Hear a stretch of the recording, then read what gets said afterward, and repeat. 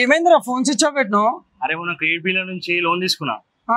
Harassment calls వస్తున్నాయి, కట్టలేకపోతున్నాయి. ఏం చేయాలి అర్థమైతలేదు. అరే మొన్న ఒక వీడియో చూసినారా, వీళ్ళు మనకి హెల్ప్ అవుతారేమో చూడు. నమస్తే, నేను మీ అడ్వకేట్ శశికాంత్. ఇవాళ సమాజంలో మనం చూస్తుంటే చిన్న చిన్న పిల్లలకి, కాలేజ్ లో చదువుతున్న పిల్లలకు కూడా లోన్స్ ఇచ్చేస్తుంది జరుగుతుంది.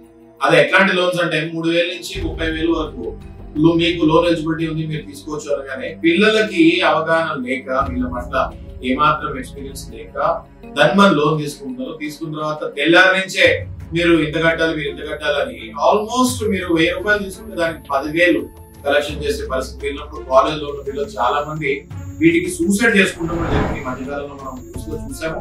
ఎంతో మంది ఈ కలెక్షన్ ఏజెంట్స్ వాళ్ళని సూసైడ్ చేసుకోవడం జరుగుతుంది.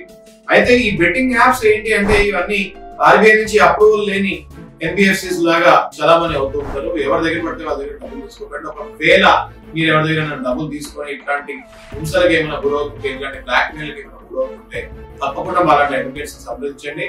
సైబర్ క్రైమ్ కింద కేసు బుక్ చేసి గ్యారంటీగా మీకు ఉపశమనం కల్పిస్తుంది. Thank you.